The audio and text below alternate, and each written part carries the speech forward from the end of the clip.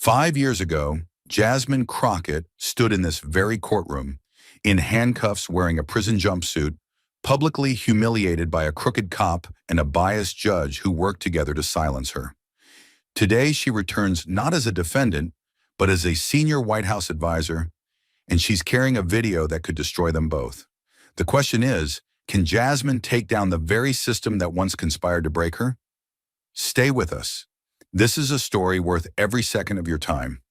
The courtroom was thick with tension as Jasmine Crockett entered, every eye following her as she walked toward the center. The sharp click of her heels against the polished marble floor reverberated through the room, an unmistakable rhythm that matched the pulse of her determination. Despite the poised exterior, every step she took carried with it 5 years of pain, resilience, and an unyielding desire for justice. Officer Henry Bennett sat across from her, the same man who had humiliated her in front of a courtroom years ago, now sitting comfortably, as if he owned the space. His demeanor was that of someone who knew he had power and knew how to wield it. He scanned her with a cocky, dismissive smile, knowing full well he had the advantage. "Washington, huh?" Henry's voice rang out, loud and laced with mockery, deliberately pitched for everyone in the room to hear. "She may be good at making deals in D.C., but this is my courtroom. You can't just waltz in here and expect to win." His eyes glinted with superiority as he leaned back in his chair, making no effort to hide the contempt in his tone. Jasmine wasn't just an outsider to him. She was a mere figurehead, a token player in a game far above her, a game of legal might where she didn't belong. To him, her role in Washington didn't translate to the courtroom. This, he believed, was his domain, and he'd made it clear that he had no intention of letting her think she was an equal. "In Washington, maybe you get your way by shaking hands and making speeches. But here, I'm the one who calls the shots." Judge Randall Sykes, ever the ally of the powerful, barely glanced at Jasmine as she made her entrance. His icy stare was all too familiar to her, dismissive, uninterested, as though he had already decided her fate before the trial had even begun. He wasn't just biased. He was part of the system that had been stacked against her from the start. The slight smirk on his lips as he banged his gavel only fueled Jasmine's resolve. This wasn't going to be an easy fight, but it was one she was determined to win. As the courtroom settled into silence, Sykes barely acknowledged Jasmine. His voice when he spoke was dismissive, as if she were an inconvenience. "Let's get this started," he said, cutting off any room for protest. He was making it clear. This was his show, and Jasmine was a mere player, forced to abide by his rules. Henry, smirking, leaned toward him, sharing a silent moment of complicity. Jasmine couldn't help but notice the unspoken bond between them. The way Sykes deferred to Henry as though the scales of justice had already been tipped in his favor. Then came Henry's next strike, aimed directly at Jasmine's credibility, and it landed like a slap to the face. "You know," he began, his voice dripping with sarcasm, "I'm honestly surprised you even know how to spell your name, let alone defend someone in court. You've made a name for yourself in D.C. by shaking hands and making nice with politicians. But in here, that doesn't count for anything." His words cut through the room like a knife, clearly intended to diminish Jasmine in front of the jury, in front of everyone. He laughed as if it was all some big joke, but the laughter felt hollow. Jasmine felt the weight of it, the mockery, the judgment, but she didn't let it faze her. Her jaw tightened slightly, but her face remained calm. She could feel her heart pounding, but it wasn't fear. It was focus, determination. Every fiber of her being screamed for justice. She had been underestimated before, but she wouldn't let it happen again. Jasmine raised her chin slightly, her gaze unwavering as she met Henry's eyes head-on. Her voice when she spoke was quiet but firm, each word carefully measured. "You can mock my career, Henry," she said, "but you will never be able to mock my resolve. This isn't about politics or Washington. This is about the truth." Her words cut through the tension in the room like a sharp blade, the calmness of her tone belying the fierce strength beneath it. She wasn't the woman he had humiliated years ago. She was someone else now, someone who had built herself back up and wasn't about to let anyone tear her down again. For a brief moment, Henry's confident smirk faltered just slightly. Jasmine's words hung in the air, undeniable, like a challenge he hadn't anticipated. He opened his mouth to speak again, but something in Jasmine's unshakable gaze made him pause. The laughter in the room began to subside, and for the first time, Jasmine felt the shift. The crowd wasn't laughing at her anymore.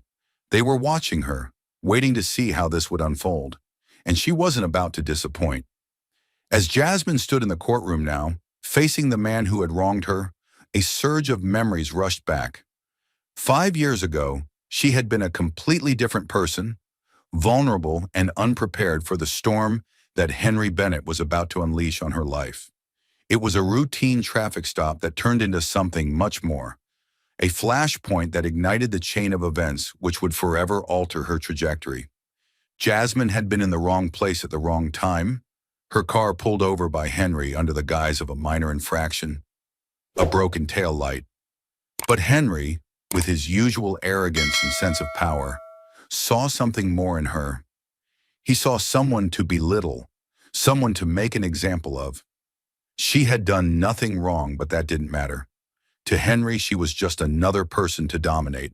The moment Henry approached her car, Jasmine felt the unease settle deep in her chest. He towered over her, his flashlight cutting through the dark, his voice sharp with a hint of mockery. "License and registration," he had snapped, his tone deliberately harsh, the words delivered like a command. She fumbled for the papers in the glove compartment, anxiety creeping in as she handed them over. But as she did, she saw the glint of a smirk tugging at the corner of Henry's mouth, a smirk that would haunt her for years to come. He didn't ask questions. He didn't listen. He only judged, and he judged her harshly. He ran her information through his system with a flourish, and when it came up clean, he didn't let it stop him. Instead, he chose to mock her, belittle her in front of everyone who was watching. "No record, huh? Guess that means you haven't been caught yet," he sneered, making the smallest infraction feel like the gravest of sins. He had no reason to escalate the situation, but he did. With a cruel grin, he accused her of being uncooperative, and when she asked why she was being treated like a criminal, he had no answer. The more she tried to explain, the more he pushed back, his power trip fueled by his badge and the authority it gave him. The turning point came when he decided to arrest her. There was no real reason, no crime committed, just an excuse to remind her of her place. As he slapped the cuffs on her wrists, the pain of the metal biting into her skin wasn't just physical. It was an emotional wound that would fester long after she left the jail. In that moment, Jasmine understood what it felt like to be completely powerless, to have every ounce of dignity stripped away, not by the law but by a man who believed he was above it. As she was dragged to the police car, the whispers and judgment of onlookers echoed in her ears, each one a reminder that she was nothing more than a victim of his whims, and it didn't stop there. The humiliation continued in the courtroom when the charges were read aloud. Henry had his own version of the story, one that painted her as defiant and guilty of something that wasn't even a crime. He spoke with such authority, such confidence, as if the truth had no place in this world. The prosecutor, too, didn't bother to question Henry's version of events. The entire system seemed to align against her, their eyes trained not on the facts but on the power they thought Henry held. Jasmine stood there helpless as the weight of the system bore down on her. The public ridicule, the mocking looks, the demeaning comments from the people she had once trusted to uphold justice. It was all too much to bear. The weight of the courtroom's judgment still clung to Jasmine, but it was no longer the anchor that had once kept her shackled in place. 5 years of pain, struggle, and relentless pursuit of justice had transformed her. The moment Henry's mocking laughter echoed in her ears, it was as if something inside Jasmine had hardened into steel. The raw wound from that day, the one he had torn open with his condescension and arrogance, began to heal. But in its place grew a hunger. A hunger not just for personal vindication, but for justice, for every person who had been crushed beneath the weight of power, like she had. It wasn't just about becoming a lawyer anymore. Jasmine had one purpose now: to expose the corruption, to take down the systems and individuals who thrived on injustice. That night, as she sat alone in her dimly lit apartment, she made a vow. She would never be a victim again. She wouldn't just rebuild her life. She would tear down the walls that kept people like Henry Bennett in power. She would fight back. The following months were a blur of exhaustion, but Jasmine thrived on it. She worked 2 jobs to keep food on the table and rented textbooks for classes she could barely afford. The nights blurred into one another. Books opened late into the night, the weight of her eyelids pulling at her, the distant hum of the city outside her window blending with her inner monologue, constantly reminding her why she was doing this. Every word she read in her textbooks, every case she studied, was a stepping stone to her ultimate goal. But it wasn't easy. Law school was a war. There were times when she felt like giving up, when the weight of the world seemed unbearable.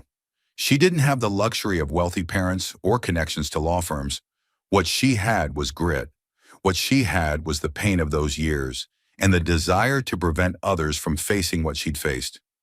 Each lecture, each exam, she took on with a quiet ferocity, knowing that one day the world would see her as more than just a victim of Henry's cruelty. She would be the one to bring him down. She learned the law inside and out, not just the theory, but the reality, the dirty underbelly of the system that protected people like Henry Bennett. She dove into criminal justice, civil rights, and legal reform with a singular focus: to expose the loopholes that let abuse fester in the system. As she rose through the ranks of her law firm, Jasmine proved herself time and again, taking on cases that no one else would, pushing back against an establishment that had always protected the powerful. But it wasn't enough for her to succeed personally. She needed the system to change. Finally, after years of toil, Jasmine achieved what she had set out to do. She became a White House senior advisor, using her position to push for legal reforms that would hold law enforcement accountable. Her reputation as a fierce advocate for justice preceded her, and she was quickly recognized as one of the most capable and driven legal minds in the country. But it wasn't just her intellect that made her a force to be reckoned with. It was her unshakable belief in justice and her unwavering commitment to expose those who abused power. And now, after everything she had worked for, Jasmine stood at the precipice of the moment she had dreamed of. The opportunity to finally confront Henry Bennett, the man who had destroyed her life and countless others, had arrived. Jasmine was no longer a student in a courtroom. She was now a legal powerhouse, the woman who would stop at nothing to see that he faced the consequences of his actions. She looked back on everything she had fought for: the sleepless nights, the grinding exhaustion, the endless sacrifices, and she knew deep down that it had all been worth it. Every moment of hardship had led her to this point, and now she was ready. Ready to take the system on, ready to confront Henry, and ready to expose him for the fraud he was. The courtroom was about to be her battleground, and Henry Bennett was about to learn the true meaning of justice. As Jasmine walked into the White House office for one final meeting before the trial, she looked at herself in the mirror. She wasn't just a lawyer anymore. She was the embodiment of change. Her phone buzzed with messages of support from colleagues, but Jasmine barely noticed. Her mind was focused, her eyes sharp, with the singular goal of putting Henry Bennett where he belonged. When the day of the trial came, Jasmine stood in the courtroom with the poise of a woman who had already won, because she knew she had. This wasn't just about bringing Henry to justice. It was about dismantling the system of corruption that allowed him to thrive. Jasmine was ready, and she would stop at nothing to ensure that Henry's abuses of power would never again go unchallenged. Jasmine's heart raced as the call came in. A civil lawsuit against Henry Bennett, the man who had ruined her life 5 years ago, had finally materialized. The accusations were damning: abuse of power, misconduct during a routine arrest, and the mistreatment of a citizen that had escalated without cause. The victim had been a young man named Daniel, wrongfully detained and humiliated by Henry, just as Jasmine had been years ago. For a brief moment, Jasmine's hands trembled, but then the anger she had buried deep inside flared up once again, sharp and unstoppable. This wasn't just a case. This was her opportunity, an opportunity to take Henry down, to hold him accountable for his actions, and to expose the corruption in the system that had long protected him. In the days leading up to the trial, Jasmine's focus was razor sharp. She buried herself in evidence: police reports, witness statements, surveillance footage. each piece a vital part of the case against Henry. She wasn't just building a case, she was setting the foundation for justice. Henry had abused his power for years, and Jasmine was determined to expose it. Every detail was crucial, from Daniel's testimony to the damning patterns of Henry's past arrests. Jasmine had spent countless nights preparing, driven by the pain of her own experience and the desire to protect others from the same fate. The closer the trial came, the more Jasmine felt the weight of her mission. It wasn't just about proving Henry's guilt. It was about shining a light on the broken system that had allowed him to operate with impunity. She made sure to humanize the victims, to show the true damage done by Henry's actions. Her preparation was meticulous, knowing that one slip-up could give Henry the chance to escape the consequences of his crimes. On the morning of the trial, Jasmine stood tall, confident in her work. She wasn't just representing Daniel, she was fighting for justice itself. With each piece of evidence, each carefully crafted argument, Jasmine knew she was ready to take down the man who had tried to destroy her. This time, the truth would win. The gavel slammed down with an authority that reverberated through the courtroom, signaling the official start of the trial. Jasmine Crockett stood, her pulse steady as she rose to her feet, her mind sharp, rehearsed for this moment. She had prepared for months, her words ready to take flight. She was about to speak, to finally present the case she had worked so tirelessly for. But before she could even open her mouth, Henry Bennett's voice cut through the air, sharp and deliberate. "Your Honor, I'd like to remind the court who we're dealing with here. I'm not sure how much weight we can give to someone who's never seen a real day in court until now," he sneered, directing his gaze directly at Jasmine. His smirk was as wide as ever, the air around him thick with smugness, knowing full well that the room was watching. Jasmine's chest tightened, the words he threw at her nothing more than another attempt to diminish her. He was trying to strip away her credibility before she even had a chance to speak. The subtle mockery, the calculated attempt to belittle her, was a familiar tactic from the man who had tried to tear her down years ago. But Jasmine was no longer the woman he had humiliated. She met his gaze, her expression unshaken, the fire inside her only burning hotter. He had hoped to rattle her, to knock her off course before the real battle began, but he couldn't have miscalculated more. Henry's arrogance filled the courtroom, the silence that followed his interruption hanging in the air like a thick fog. He continued, not content with one insult. "I mean, look at her. Do we really think someone like her can stand up against me? A lawyer from Washington doesn't just waltz in here and expect to win." He laughed, a sound that bounced off the walls, the arrogance evident in every syllable. It was all calculated, all meant to break Jasmine's confidence, but she stood tall, unfazed by the condescension that filled the room. The court was holding its breath, the weight of his words hanging over them, but Jasmine, despite everything, didn't let it overwhelm her. With every insult he threw at her, Jasmine's resolve grew stronger. He would not be allowed to turn this courtroom into his personal stage. She knew the game he was playing, but it was her turn now, and she was going to make sure everyone in that room saw who he truly was. The injustice was undeniable, but this time, she was the one holding the cards. As Henry's laughter died down, Jasmine opened her mouth, her voice cutting through the tension. Her first words were steady, calm, yet filled with power that none of his ridicule could ever shake. The courtroom seemed to hold its breath as Jasmine took a step forward, ready to present the key evidence that would blow the case wide open. Henry's arrogance had already tainted the air, but this was her moment to make the truth undeniable. With a quiet click of the remote, the video popped up on the screen. The footage was clear despite its grainy quality, a pivotal moment when Officer Henry Bennett was caught on camera humiliating Daniel, an innocent man. The scene played out with precision. Henry's unprovoked aggression, the harsh words he threw at Daniel, and the complete disregard for his rights. Jasmine's voice was steady as she spoke, laying out the context of the footage, explaining how it clearly demonstrated Henry's abuse of power. This was the moment, she thought. This was what would open the jury's eyes to the kind of officer Henry truly was.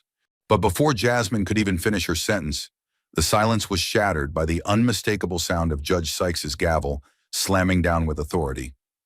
The air in the room shifted, the tension ratcheting up as his voice rang out, cold and dismissive. This video is inadmissible, it's irrelevant, and it does not prove misconduct. The gavel came down again, and Jasmine felt her chest tighten.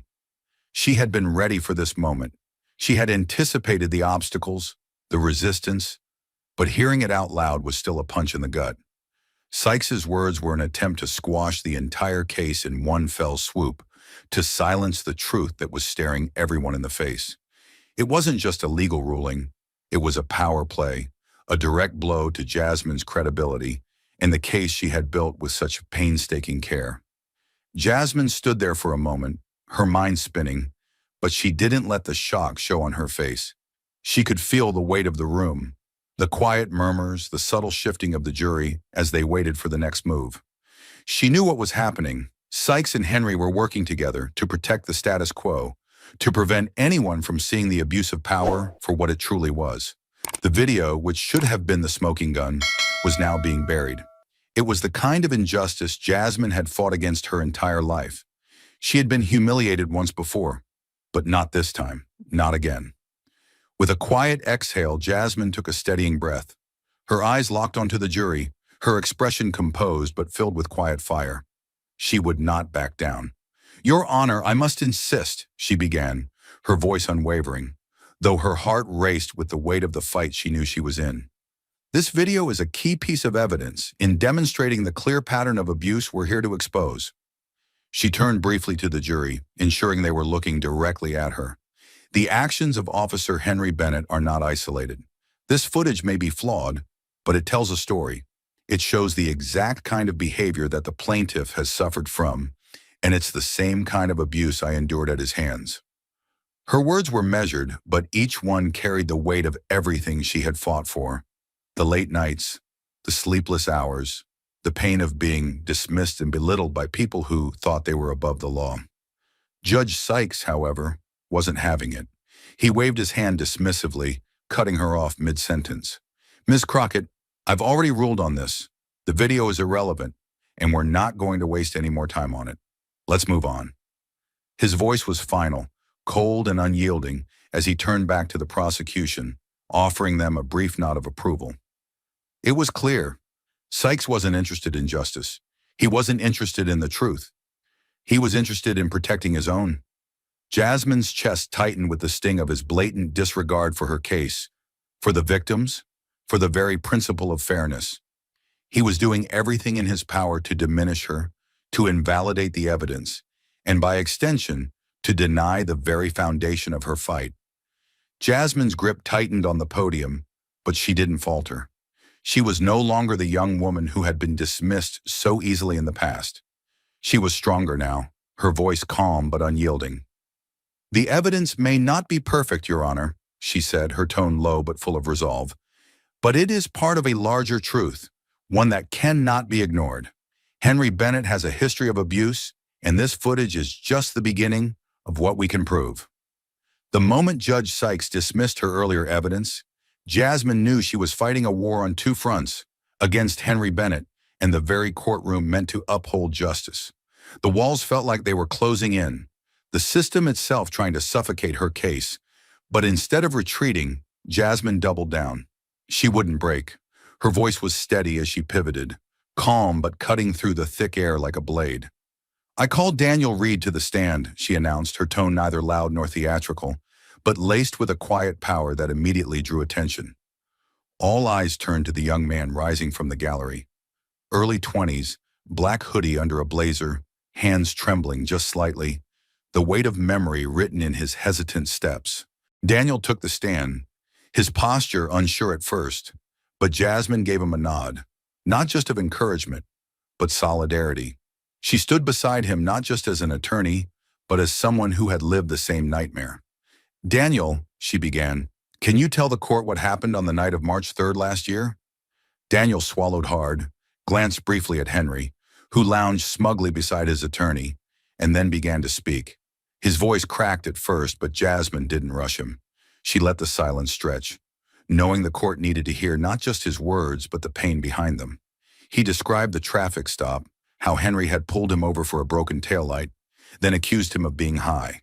of hiding something. There was no evidence, no drugs, no weapon, just a young black man being targeted and torn down by an officer drunk on power. As Daniel continued, his voice grew stronger. He told me I fit the description, he said. He pushed me against the car, emptied my backpack onto the street, and called me a liar in front of everyone. A hush fell over the room. Jasmine walked slowly to the evidence table, picking up a folder. Your Honor, she said clearly, Exhibit B, body cam audio transcript, dash cam footage, and third-party surveillance video from the liquor store across the street. Sykes barely looked up. Noted, he muttered, already dismissive. But Jasmine pressed forward. She played the clips in sequence, grainy, raw, but devastating. In the footage, Henry's voice was unmistakable, harsh, demeaning, almost gleeful in his authority. You people never learn, he said in the recording, and a collective murmur rippled through the courtroom. The jury leaned forward. Some looked shaken. Henry's lawyer squirmed. Jasmine's pacing slowed. She let the silence after each clip do the heavy lifting. The facts were no longer abstract. They had a voice, a face, a name, and Jasmine gave them weight. She presented Daniel's hospital records next. Evidence of bruising and wrist injury from excessive force, photos showing fingerprints etched in red around his skin like invisible handcuffs. Sykes tried to interrupt. You've made your point, Ms. Crockett. Jasmine didn't flinch. No, Your Honor, she said smoothly, eyes never leaving the jury. The system has been making its point for years. I'm here to correct it. There was no room for retreat. She called her next witness, a retired sergeant who once worked with Henry, who testified about his reputation in the department. Excessive stops, use of force complaints, internal memos swept under the rug. Jasmine layered the testimonies with records of prior allegations, showing a pattern of behavior, not a one-time lapse in judgment, but a career built on intimidation. Every piece was deliberate, every move calculated. She wasn't building a case anymore. She was building a reckoning. Even as Judge Sykes sighed, objected, or rolled his eyes, Jasmine pressed on. She documented everything, knowing the appellate court might one day review every word he said. She was outnumbered, but not outmatched. With each word, she chipped away at the illusion Henry had crafted for himself. With each piece of evidence, she pushed back against the courtroom walls that sought to close in. And as Daniel stepped down, wiping his eyes, Jasmine saw it, the shift in the room. The jury had begun to lean her way. Henry wasn't laughing anymore. And Sykes, though still cloaked in the authority of his robe, had lost control of the narrative. Jasmine was no longer playing defense. She had taken the courtroom back. And this time, she wasn't giving it up.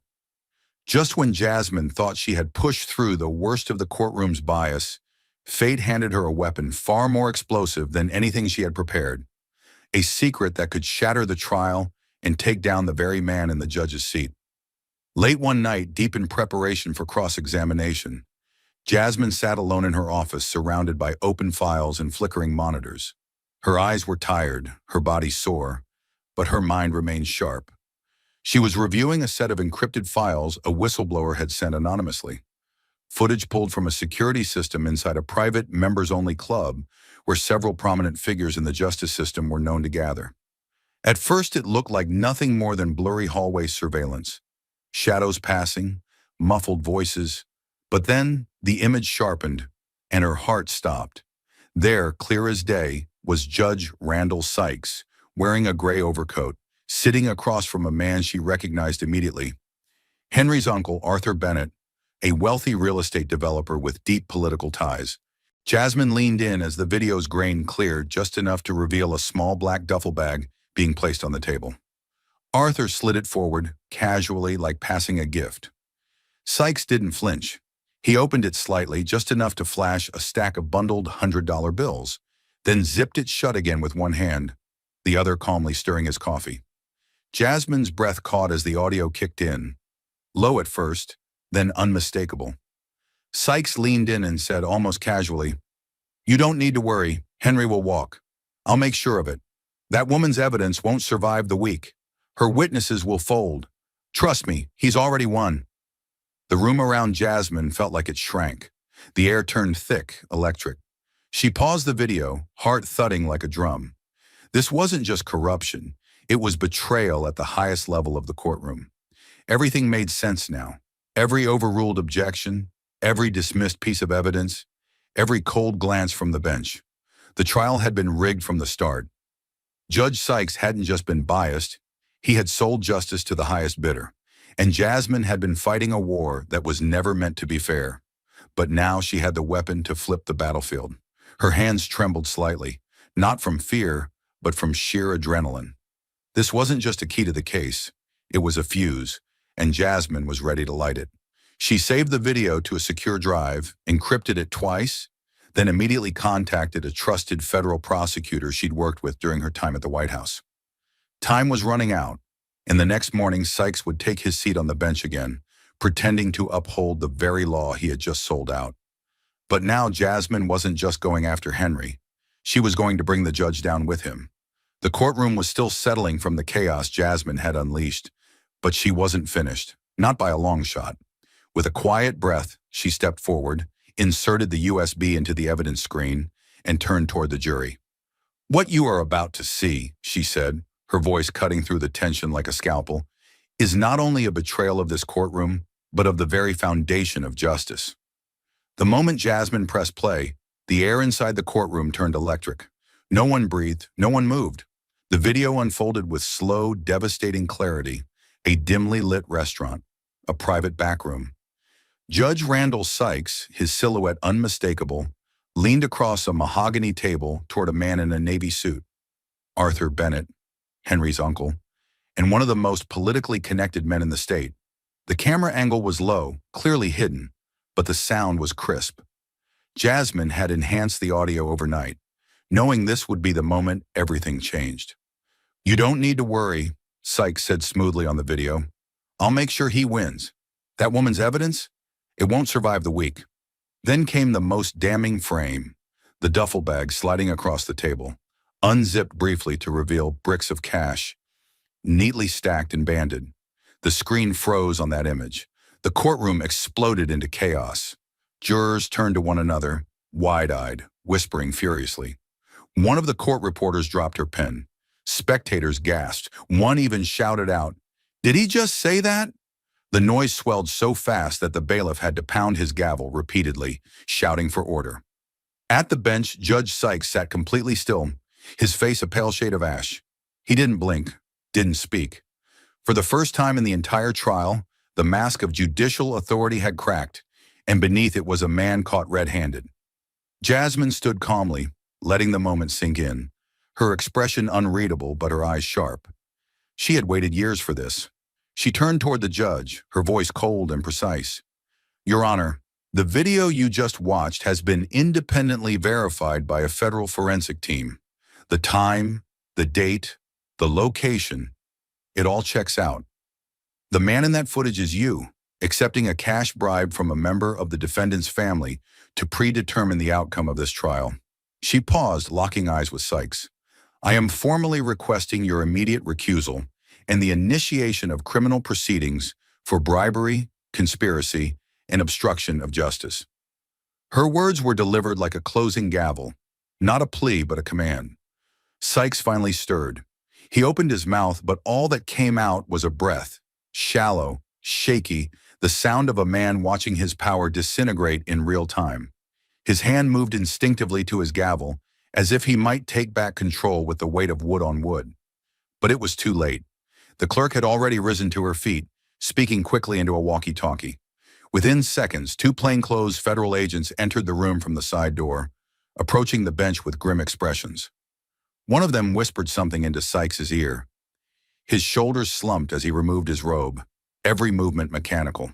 He stepped down from the bench like a man walking into his own grave. Henry Bennett, seated no more than 10 feet away, had gone completely rigid. His knuckles whitened as he gripped the edge of the defense table. Whatever performance he had planned for the rest of the trial was gone now. Jasmine didn't even look at him. Her eyes were on the jury, who now watched her not just as an attorney, but as a force of justice they could believe in. Slowly, she turned back to the court. "Let the record show that every objection overruled, every piece of evidence dismissed, And every witness silence was done under the shadow of corruption, she said, her voice unwavering. This trial has not been fair, but it will be now. The air in the courtroom was still vibrating from the shock of what had just played on the screen, but the aftermath moved with brutal efficiency. Judge Randall Sykes, once untouchable behind his robe and bench, now stood stripped of both authority and composure. His gavel lay abandoned, his robe crumpled over one arm like a broken banner. Two federal agents flanked him as he was quietly escorted through the rear exit, away from the glares, gasps, and camera flashes that devoured his fall from grace. The courtroom, once under his iron grip, seemed to inhale for the first time, like a prisoner waking from sedation. Jasmine didn't watch him go. She kept her eyes forward, knowing that justice wasn't just about removing the corrupt. It was about restoring the process they had defiled. Within minutes, the clerk returned to the front of the room and cleared her throat, visibly shaken but professional. Per emergency order of the Appellate Division, she announced, Judge Sykes is hereby recused from these proceedings. A replacement has been assigned and is en route. A murmur of astonishment swept through the room like rolling thunder. Moments later, the heavy wooden doors opened again, not with chaos but purpose. Enter Judge Marjorie Whitaker, a no-nonsense federal magistrate known for her fierce independence and unshakable ethics. She strode down the aisle without a hint of hesitation, her presence commanding without arrogance, her eyes scanning the room as if measuring every soul inside it. Jasmine recognized her immediately, and so did Henry. Whitaker took the bench without ceremony and spoke with clipped precision. Let the record reflect that I am assuming control of this case effective immediately.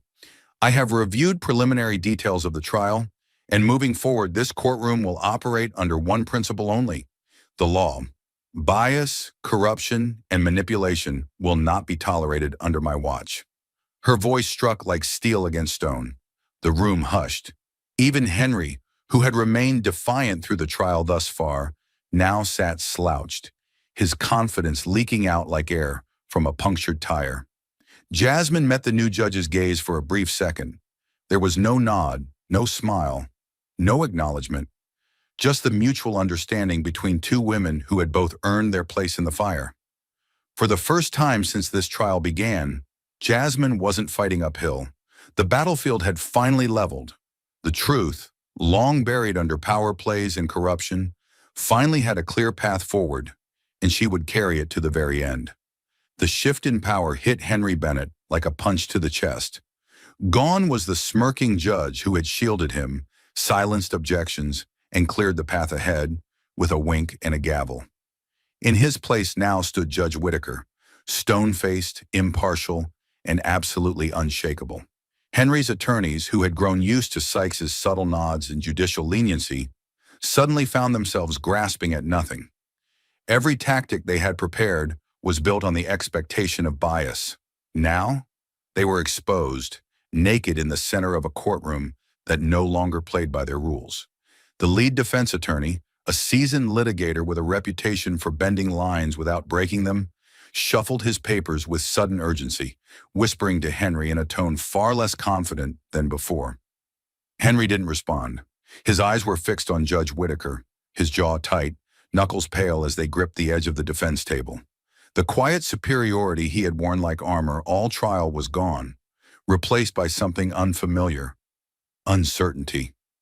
Without Sykes' protection, the courtroom felt like enemy territory. Every eye now looked at him differently. Jurors leaned forward, no longer under the subtle influence of a biased bench. Jasmine's evidence, once dismissed without a second glance, now sat center stage, unchallenged, undeniable. The weight of accountability had shifted, and for the first time, Henry Bennett could feel it bearing down on his shoulders. He glanced across the aisle, locking eyes with Jasmine Crockett. She didn't gloat. She didn't smile.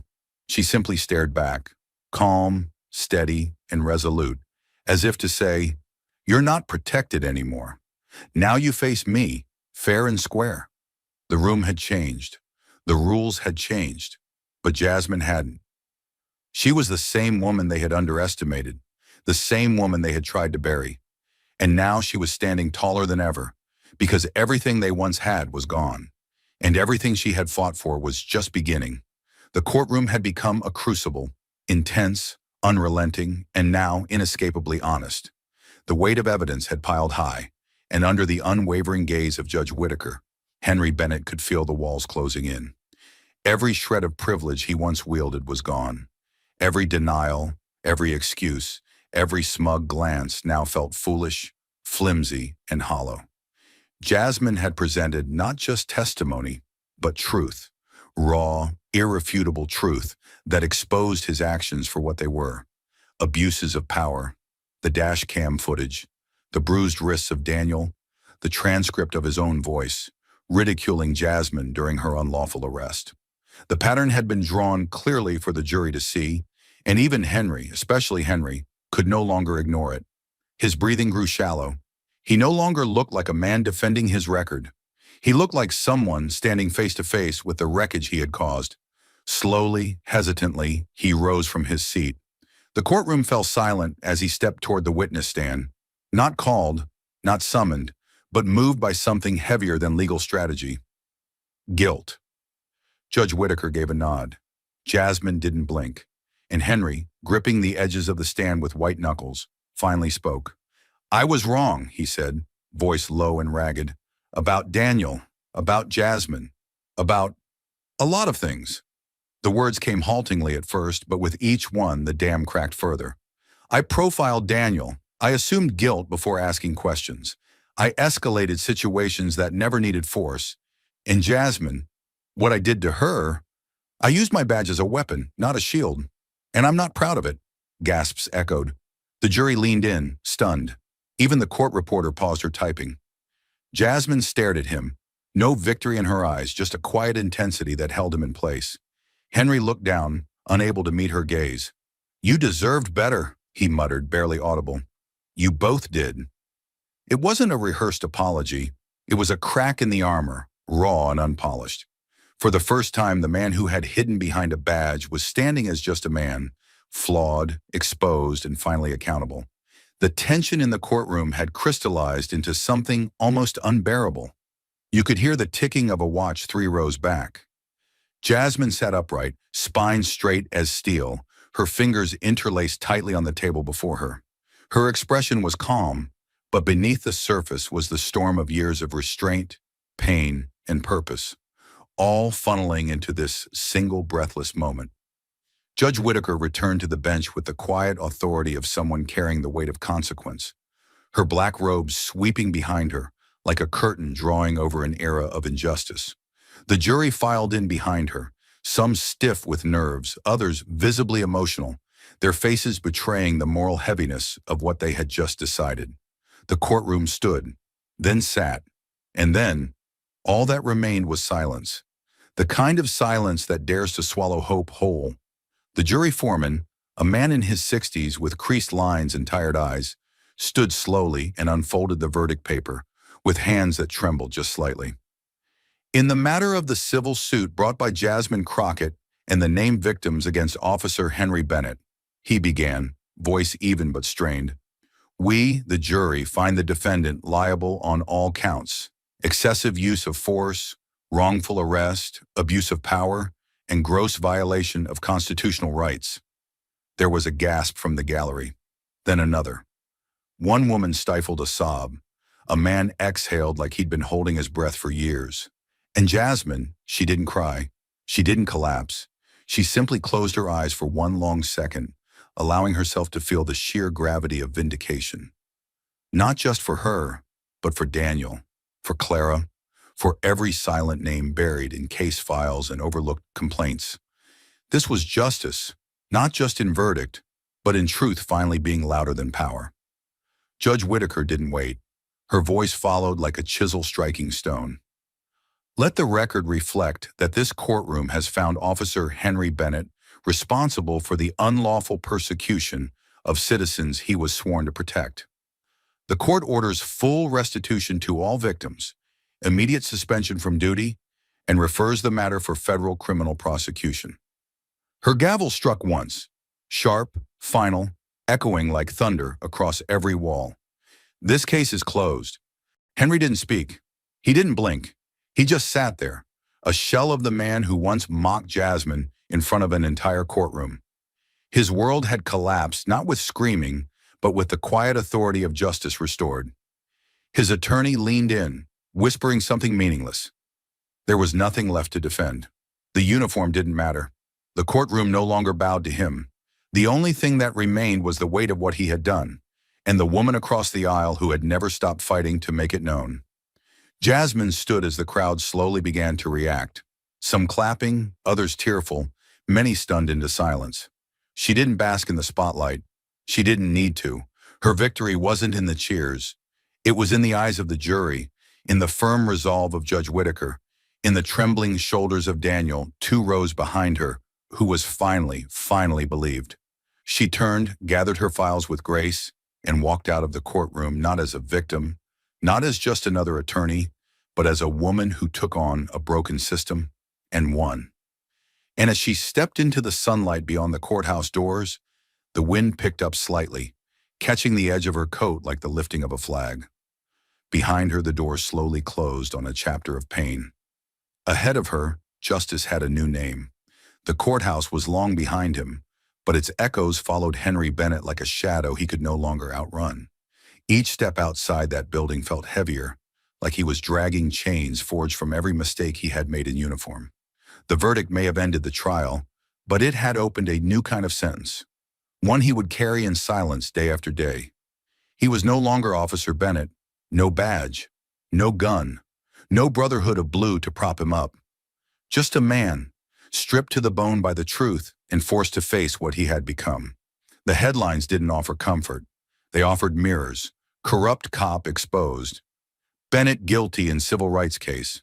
Once shielded, now shamed. He stopped opening his front door in daylight. Former colleagues ghosted him. Friends who once toasted his promotions now crossed the street when they saw him coming. But the worst part, the part he couldn't drink away or drown with excuses, wasn't public shame. It was remembering the way Daniel's voice cracked on the stand, the way Clara clenched her purse like armor, the way Jasmine looked at him, not with hatred, but with something that hurt more, pity. That look haunted him. She hadn't wanted to destroy him. She wanted him to see. And now that he did, he couldn't look away. He began watching old body cam footage, not just his, but others. Moments he used to shrug off now made his stomach turn. He realized he had been trained not to listen, not to feel, and he had excelled at it. So he did the only thing that felt right. He started listening. Henry began showing up, quietly alone, to every police reform panel he could find. He didn't wear a suit. He didn't take the microphone. He sat in the back, hands folded, head low. At first, no one wanted him there. Some meetings paused the moment he entered. Some attendees got up and left. But he kept returning, not to explain, not to beg, but to witness, to absorb the pain he once dismissed. When someone shouted at him, "You don't belong here," he didn't flinch. He nodded. "You're right, I don't, but I'm staying." One evening after a particularly emotional community circle, a teenager walked up to him and asked, "Why are you here?" Henry didn't blink. "Because I should have been here 10 years ago." He said it plainly, not for applause, not for redemption, just the truth. That night something shifted. A few people began to greet him. One woman, an activist he had once avoided in his precinct, offered him a copy of the new Jim Crow. He read it in 2 nights and cried both times. Then came the harder work. He volunteered for a grassroots program training new recruits, not in tactics, but in accountability, restraint, and bias awareness. At first, the cadets resisted. He was the disgraced guy, the example of failure. But over time, they leaned in. Because he didn't speak from theory, he spoke from consequence. He talked about what it felt like to believe you were always right, until you realized you weren't just wrong, you were dangerous. Week after week, Henry heard stories that crushed him. He listened to a father describe how his son was beaten for fitting a vague description. He heard a young black woman recount being pulled from her car at gunpoint because her taillight was out. And with every story, he saw himself more clearly, not as the enforcer of order, but as the face of fear. Each session was a reckoning, a chisel against the old version of him. He didn't fight it. He let it break him down. He reached out to Daniel months after the trial. The message was simple. I know I can't undo what I did, but if there's ever a way I can support the work you're doing now, I'll show up. No cameras, no speeches. Just me. He never expected a reply, but weeks later, Daniel sent one word back. Show up. So he did. Henry no longer tried to fix his image. He tried to fix his impact. He donated his pension to legal aid groups. He wrote letters of apology to those he had arrested unfairly, even when lawyers warned against it. And every night he sat at a small kitchen table and journaled. Not about how far he'd fallen, but how much he had ignored before the fall. He didn't want forgiveness. He wanted to be useful. It would take years, maybe the rest of his life. But for the first time, Henry Bennett wasn't chasing redemption. He was earning it, brick by brick, through silence, service, and truth. Not because he wanted to be applauded, but because Jasmine Crockett had once stood in front of him and refused to be broken, and now it was his turn to rebuild from the pieces he left behind. The trial was over, but for Jasmine Crockett, the fight had just begun. She didn't celebrate with champagne. There was no after-party, no press tour. After the verdict, while others marveled at the magnitude of her win, Jasmine simply returned to her office, sat at her desk, and pulled up the next file. Another name, another injustice, another story waiting to be heard. Because while the courtroom had echoed with the thunder of justice that day, she knew it had taken years of silence, resistance, and fear to get there. And she also knew something darker. For every courtroom that cheered, there were 100 that still smothered the truth. Jasmine refused to let the moment become a monument. She made it a mission. The media crowned her overnight. The legal giant from Washington, the crusader in heels, the cross that changed everything. But Jasmine didn't care about headlines. She cared about legislation, about precedent, about breaking the bones of a system that had allowed men like Henry Bennett and the judges who protected them to thrive in the shadows. And now she had the spotlight. But instead of basking in it, she turned it outward, to illuminate everything the system had tried to keep in the dark.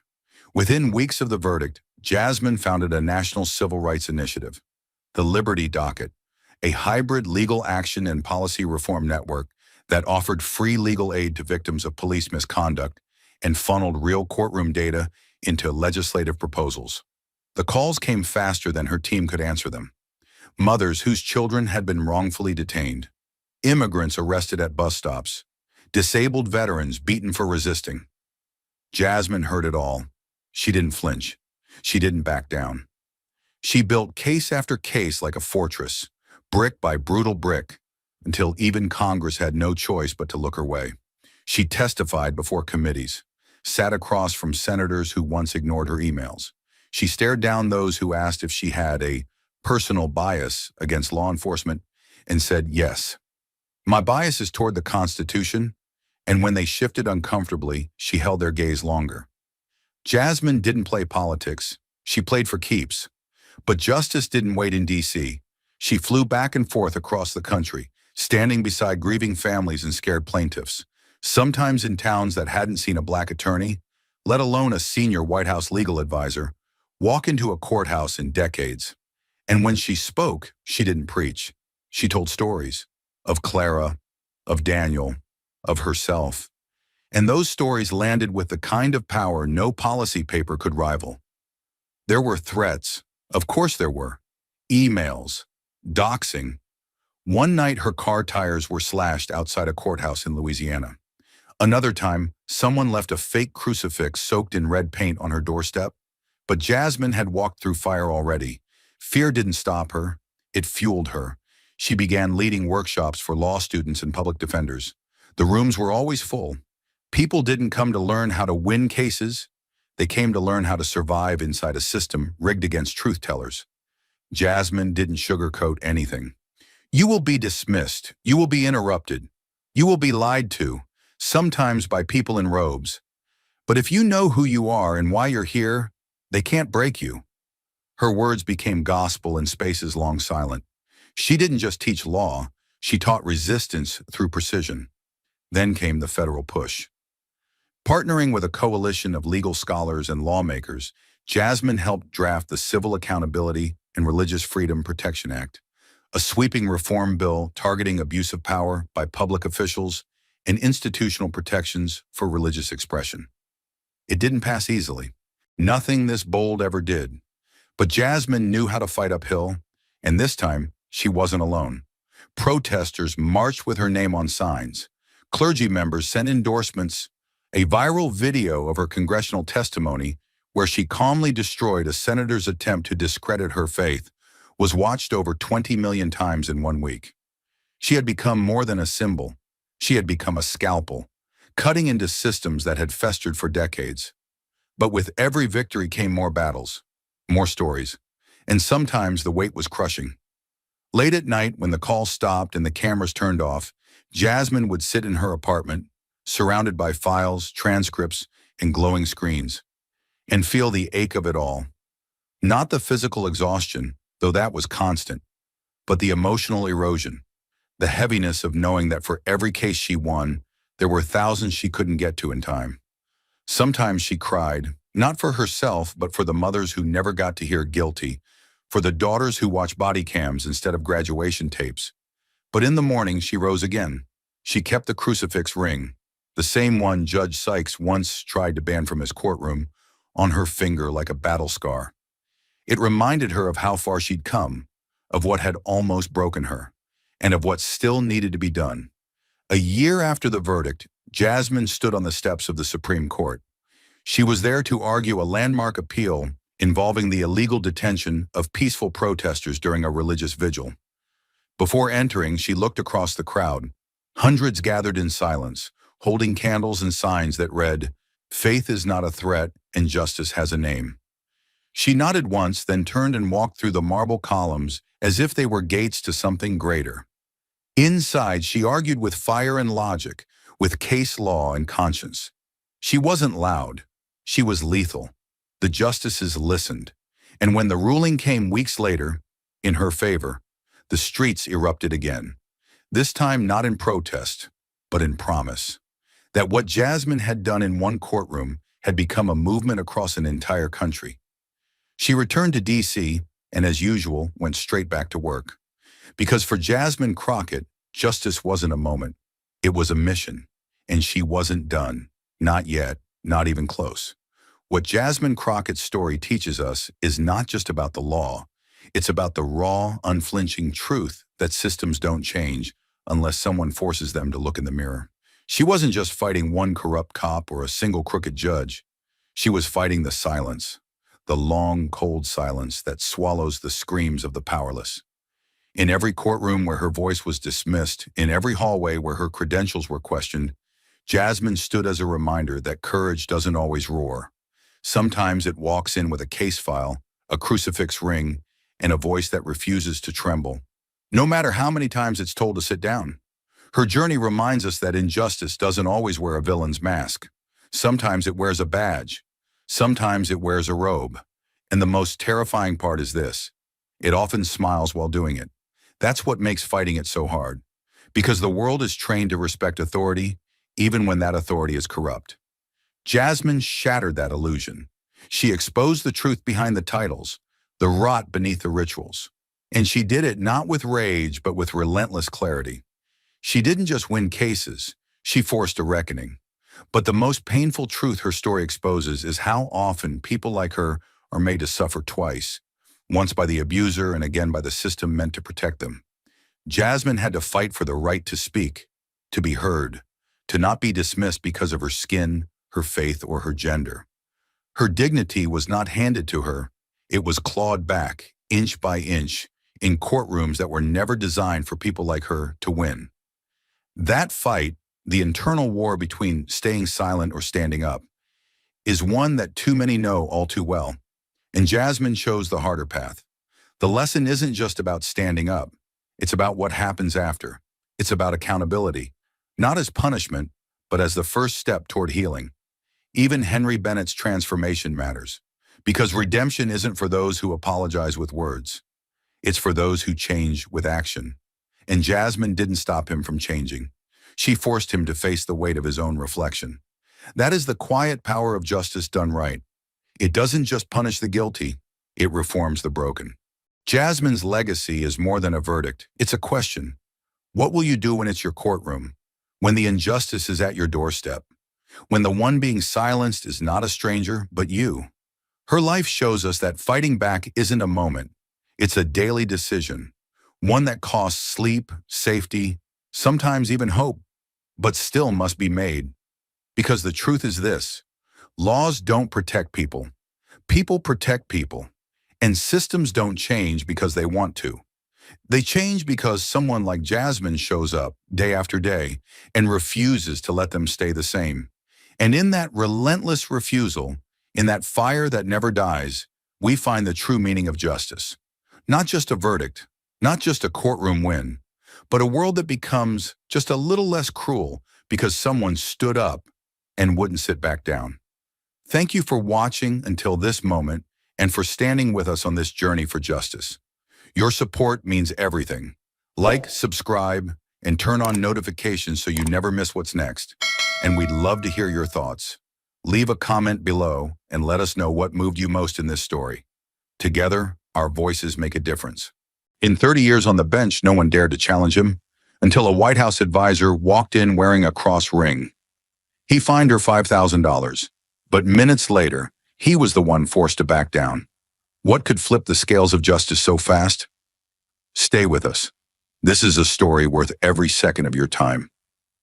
Jasmine Crockett stepped through the courthouse doors, her heels echoing in the tense, crowded space. The usual noise of minor cases, the clatter of keyboards, the shuffle of papers, felt different today, heavier. The room was packed with people waiting for their turn, each face a mix of anxiety and impatience. But Jasmine's focus was sharp, her mind already racing through the events of the past hour. Just before she had left the White House, the phone rang, a call from none other than President Donald Trump. "Jasmine," his voice came through, urgent and direct. "We need you at the D.C. courthouse. There's a case about religious freedom, a group of Christians suing to pray in public. It's bigger than just them. We can't afford to lose this." The moment she hung up, the weight of the responsibility hit her. This wasn't just another assignment. It was a fight for something deeper, something personal. Without a moment's hesitation, she grabbed her things, slipping the silver cross ring onto her finger. It wasn't just a piece of jewelry. It was her belief, her conviction, a quiet symbol of the battle she was about to walk into. Now, walking into this courtroom, she knew the stakes had never been higher. This wasn't just about observing a case. It was a battle for rights that could shape the future of the nation. The air inside was thick with tension, and as her eyes scanned the room, Jasmine steeled herself for what was to come. She wasn't just a representative of the White House. Today, she was standing for something far more significant: freedom. Jasmine slid into the middle row of the courtroom, her back straight and focused. The weight of the moment pressed against her chest, but she pushed it aside, ready for the task ahead. She was here on the president's orders to witness a case that could change the course of justice. The room buzzed with the usual hum of minor cases and trivial disputes. She opened her notebook, poised to capture every detail.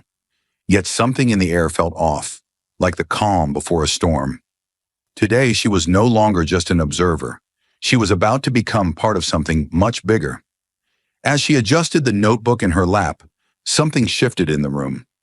She felt it before she saw it, the subtle change in the atmosphere, the whispers, the quiet clatter of the clerk's keyboard, the shuffle of papers. Everything seemed to quiet down just a little. It wasn't that she had made any dramatic gesture. It was just that, suddenly, her presence had become impossible to ignore. Jasmine's eyes flicked up, and she caught the first glimpse of it. The eyes, the stares, the glances that weren't quite hidden. They were all trained on her. Her fingers instinctively brushed the cross ring on her hand, the cool metal against her skin grounding her. It wasn't a loud statement, not like the garish necklaces some others wore, but in this room it became a symbol, a flag. The ring gleamed softly, subtly catching the light, but to the people around her, it might as well have been a flashing beacon. They weren't looking at her, they were looking at what she wore, at what it meant, and the disapproval was palpable. The air around her felt thick, as if the space had become charged with discomfort.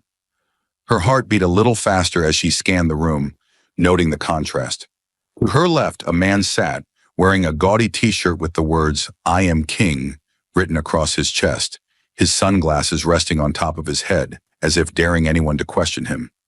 His presence was larger than life, his arrogance practically radiating off him. But no one in the room seemed to mind. No one seemed to care. Across from her, a woman in a blindingly gold necklace, bigger than any piece of jewelry Jasmine had ever seen, whispered loudly to her lawyer, as though she were the only one in the room. Jasmine's eyes narrowed. Not a single glance was cast in their direction. No judgment, no whispers.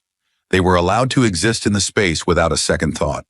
But Jasmine had become a target the moment she walked in, the moment she dared to wear something that wasn't just a fashion statement, but a piece of her identity, her belief.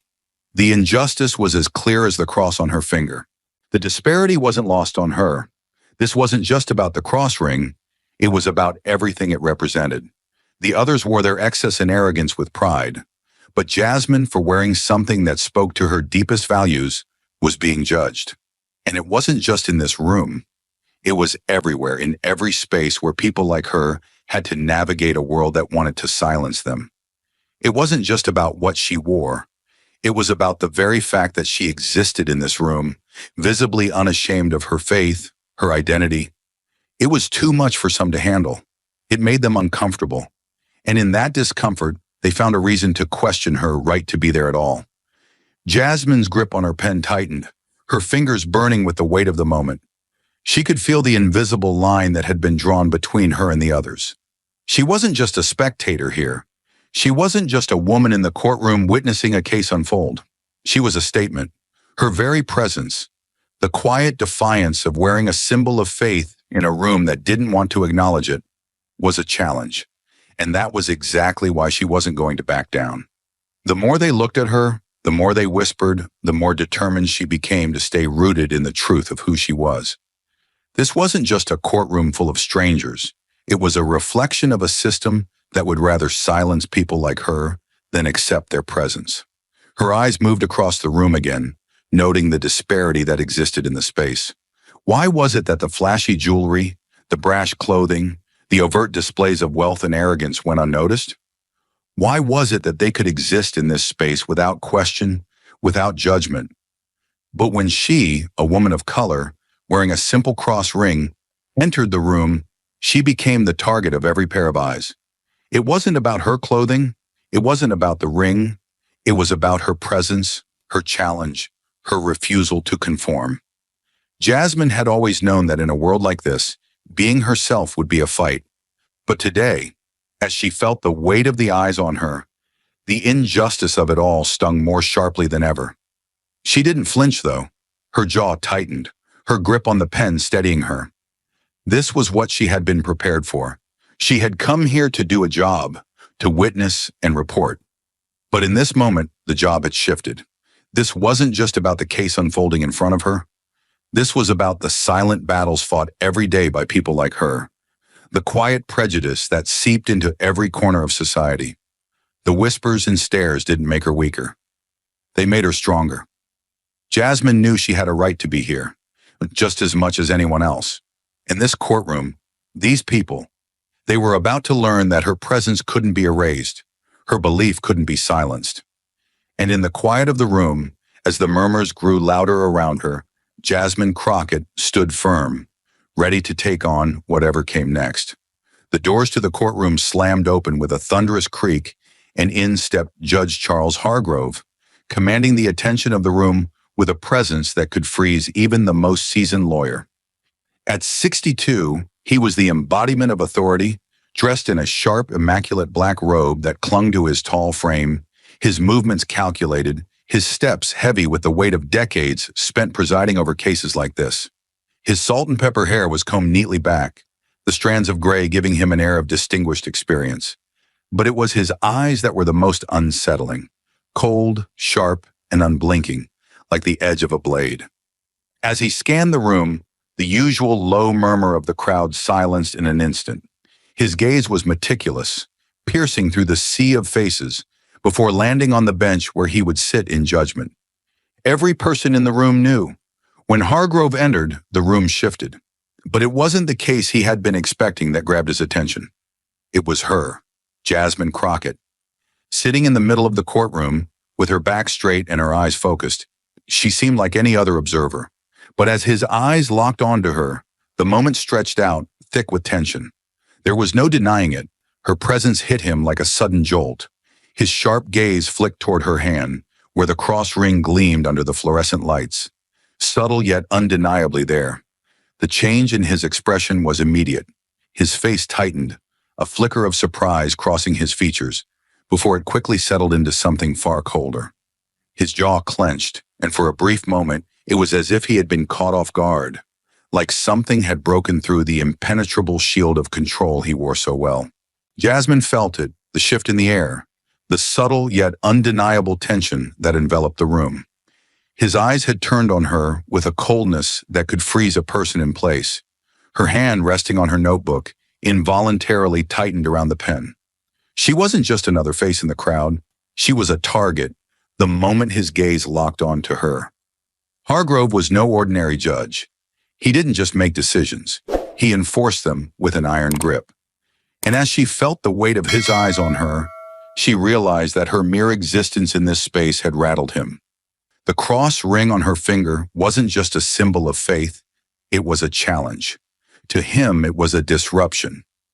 The moment Judge Hargrove locked his cold, calculating eyes on the cross ring, gleaming on Jasmine's hand, the entire courtroom seemed to fall into a tense silence. His gaze narrowed with unmistakable disapproval, and for a brief, agonizing second, the space between them seemed to crackle with the weight of unspoken judgment. His jaw tightened and his face flushed slightly, barely noticeable, but enough to reveal the rising irritation simmering beneath his typically impassive demeanor. Then, without warning, he broke the silence. His voice was sharp, deliberate, cutting through the stillness like a blade. "That ring," he began, pointing directly at her hand, his tone cold as ice, "is not appropriate in this courtroom."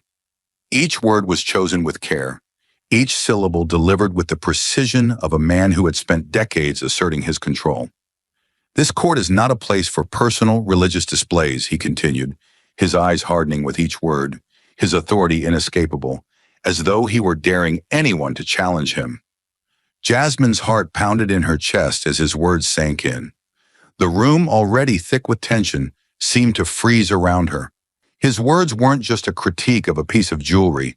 They were an attack on her identity, on her very right to express who she was. The cross ring wasn't just a symbol of faith, it was a declaration, a defiance against the world that often told people like her to shrink, to hide their beliefs in the shadows. But here in this room, in the face of Hargrove's cold judgment, it felt like a threat, a challenge to the authority of the court, a challenge to the rules he had set. The injustice of it hit her like a physical blow. Hargrove, a man who had likely never been questioned or challenged in his decades of power, stood there, dictating the terms of what was acceptable and what was not, all based on his personal preferences and biases. He wasn't concerned with the law, he was concerned with control. His words, though carefully chosen, were a clear attempt to strip her of her right to believe as she wished, to express her faith in a space that, according to the Constitution, was meant to protect her rights. But his cold eyes, scanning her from head to toe, told her that in his courtroom, there were unspoken rules about who had the right to show their true selves, and it was clear she didn't fit. As Hargrove continued, the weight of the room's collective attention bore down on her. He didn't just want her to remove the ring, he wanted her to remove the part of herself that it represented. "We're here to dispense justice, Miss Crockett," he added with an arrogant smirk, his tone dripping with authority. "Not to make a spectacle out of personal beliefs. The law is not a stage for displays of religious sentiment." The words hung in the air, his attempt to justify the infringement on her rights with the kind of empty rhetoric that had long been used to silence people like her. Her fingers clenched around her pen, and the injustice burned in her chest like a wildfire. This wasn't just about a piece of jewelry. This was about Hargrove's assumption that he could dictate not just the rules of the courtroom, but the very soul of those who entered it. This was a man who believed that his authority could stretch beyond the letter of the law and into the hearts and minds of the people who came before him, and he thought he could intimidate her into compliance. But Jasmine wasn't intimidated. She wasn't going to shrink. She was ready for this fight, even if it meant facing off against a man who had spent years wielding his power with unchecked arrogance. Jasmine stood there unwavering, her eyes locked on Judge Hargrove with an intensity that burned through the tension hanging in the air. She could feel the weight of the moment, the battle for her right to be who she was, to express her beliefs without fear, bearing down on her. The room had gone deathly silent, all eyes now on the confrontation unfolding before them. She could sense Hargrove's fury building as her words pierced through the courtroom like a dagger. "Your Honor," Jasmine continued, her voice cutting through the stillness, "this ring is not just a piece of jewelry. It's a symbol of my faith, and I have the right to wear it, just as you have the right to wear that robe." Her words hung in the air, the defiance in her tone ringing out in sharp contrast to the cold, imposing authority of the judge. There was no hesitation in her, no doubt in her mind. She could feel Hargrove's eyes burning into her, but she refused to flinch. "You don't get to decide when and where I can express my faith. This is America, not a kingdom. I'm not here to bow to your rules of what is appropriate." Jasmine's words were like a blow to the gut, each one striking with purpose, her resolve only hardening in the face of his challenge. The room seemed to tighten, every breath drawn in unison, waiting for Hargrove's response. His grip on the gavel tightened, his knuckles white with the anger building inside him. It was clear now. Jasmine wasn't backing down. She wasn't going to be intimidated by his power, by his years of authority, and the more she stood her ground, the more it seemed to fuel his rage. His face flushed a deeper shade of red, his eyes narrowing with contempt. Jasmine could almost see the frustration building, his authority slipping further and further from his grasp. "Don't you dare lecture me on what this courtroom represents," Hargrove snapped, his voice a low growl, barely containing his fury. But Jasmine wasn't finished. Her voice remained steady, unyielding as ever. "I'm not lecturing you, Judge," she said with a quiet fierceness. "I'm simply reminding you of what this country is built on. The First Amendment protects my right to wear this cross, to express my beliefs freely, whether you like it or not." Her words echoed, challenging not just him, but everything he stood for in that courtroom. Hargrove's eyes flashed, his hands trembling slightly as he gripped the gavel, his power slipping away with every word she spoke. Jasmine could feel his control cracking. He had expected to crush her, to silence her with his authority, but instead she was turning the tide. The injustice she had come here to expose was no longer just something she would report. It was something she was fighting for, right here, right now, with every ounce of strength she had. Judge Hargrove's fury was palpable, his inability to bend Jasmine to his will only igniting his anger further. And Jasmine? She stood taller, more defiant, more resolute than ever. This was her fight, and she was determined to win. Judge Hargrove's rage simmered just beneath the surface, and then, like a dam finally breaking, it erupted. With a forceful slam of the gavel, the sharp crack echoed through the chamber like thunder rolling off marble walls. The sound silenced even the faintest cough, the rustle of jackets, the subtle murmurs from the back row. Everyone froze. "You are out of line, Miss Crockett," he barked, the tone of his voice no longer dignified but brimming with venom. His words hit the room like a slap. "This is a court of law, not a place for religious theater, and certainly not for White House officials looking to score political points." He leaned forward, fingers gripping the edge of the bench so hard the wood creaked beneath him. His next words came with slow, deliberate emphasis, each one spoken like a blow. $5,000, contempt of court, effective immediately. You will pay this fine, or I will escalate further." A collective gasp swept across the courtroom. People shifted in their seats. One man near the back whispered, "5,000? What the hell?" But his voice was quickly swallowed by the weight of the moment. Hargrove's face flushed crimson, his eyes flashing, not just with authority, but with something far more personal. Wounded pride. Jasmine hadn't merely challenged his ruling. She had shattered the illusion of invulnerability that he had built over decades behind that bench. and now he wanted blood. But Jasmine didn't give him the satisfaction of flinching. Slowly, gracefully, she stood. Her movements were composed, restrained, but within her, a fire burned hotter than ever. She wasn't just facing down a judge. She was staring into the face of a system that had too often used procedure as a mask for prejudice. The courtroom was utterly still, as if everyone sensed something larger was taking place. Jasmine's voice, when it came, was not raised. She didn't need to shout. It was the calm clarity in her tone that made it hit harder than any scream. Your Honor, this is not about courtroom decorum. This is about power, your power, and how you choose to wield it against belief. She took a step forward, the small silver cross on her ring glinting like a blade beneath the overhead lights. You may call it contempt, but I call it conviction. I will not remove it. I will not apologize. And I will not allow the First Amendment to be reduced to a decoration that only matters when it's convenient. Her gaze didn't falter. It bored straight through him, challenging every ounce of his authority, not with disrespect, but with righteous resolve. The judge's mouth opened slightly, but no words came out. His breathing was uneven now, his fingers twitching as they hovered above the gavel. He was losing control, not just of the courtroom, but of the narrative, and everyone could see it. The clerk had paused her typing. The bailiff stood perfectly still. Even the spectators, who moments ago had been restless or distracted, now watched with wide, unblinking eyes. Jasmine had turned the room. What was once a punitive gesture had now become an exposé of bias, laid bare by a woman who refused to be cowed. Still, Hargrove tried to reclaim the upper hand. This courtroom will not tolerate insubordination, Miss Crockett. You are treading dangerously close to obstruction.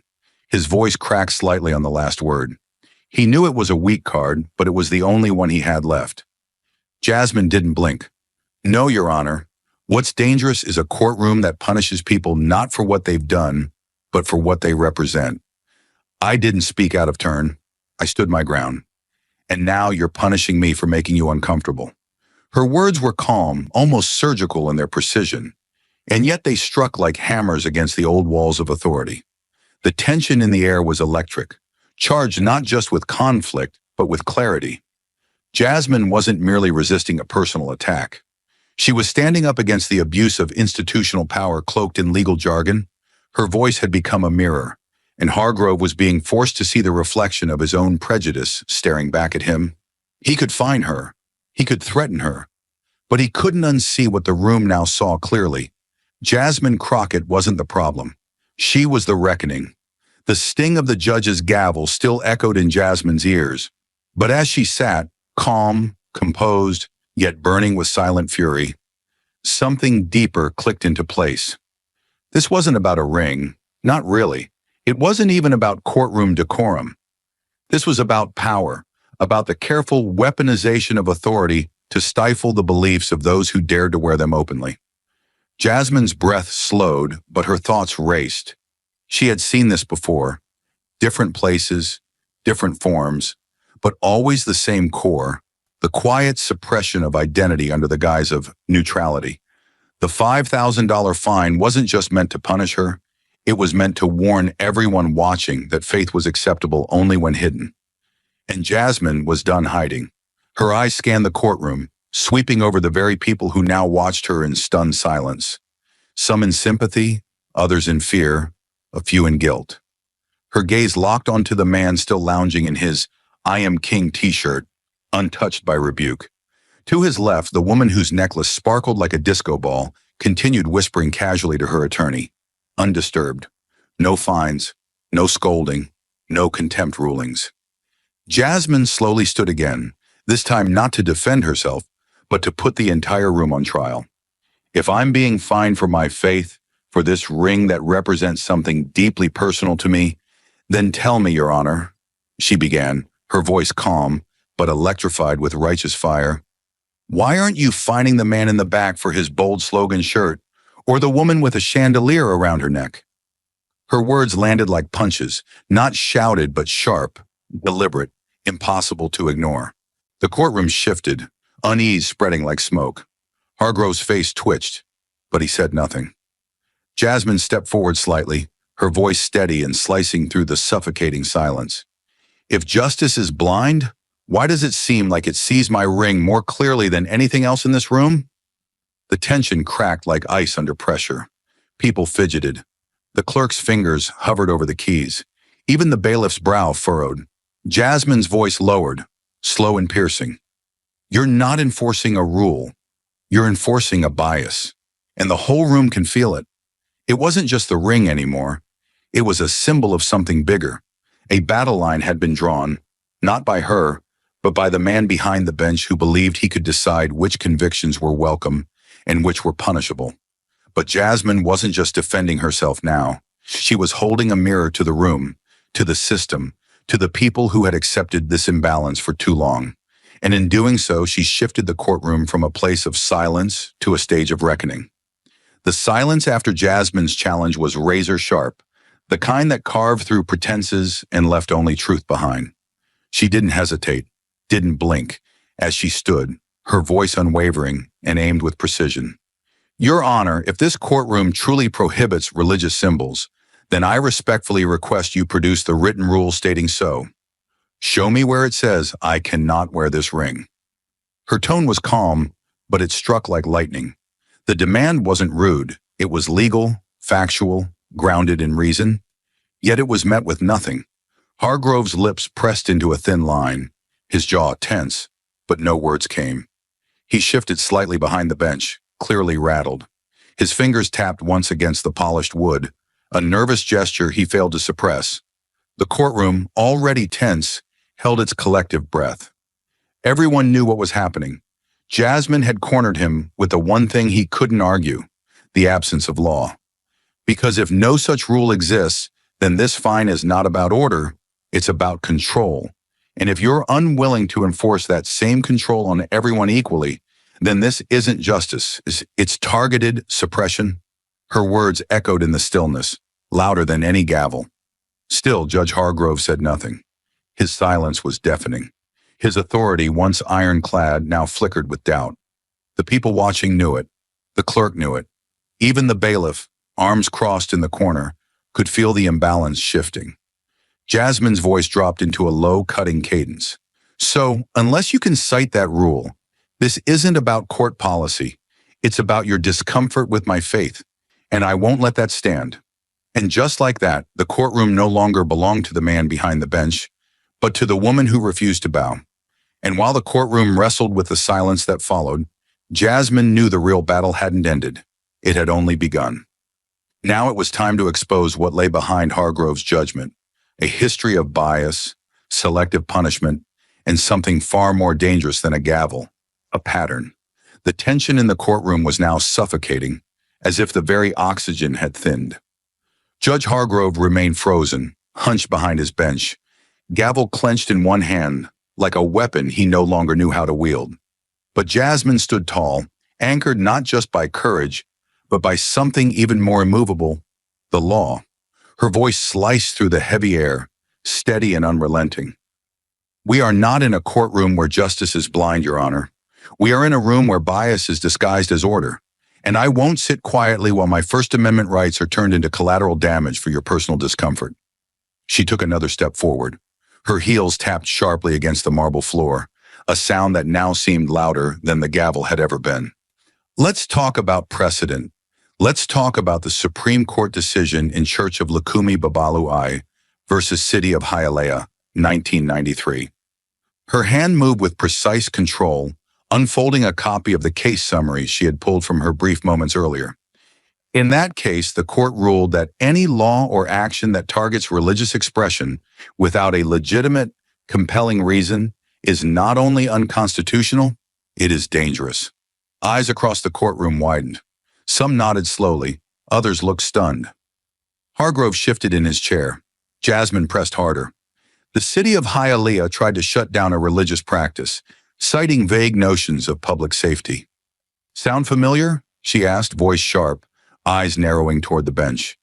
The Supreme Court ruled that government, any branch, including yours, sir, cannot pick and choose which religious expressions it tolerates. Not based on discomfort, not based on appearance. and certainly not based on personal bias. A quiet murmur spread like a wave across the room.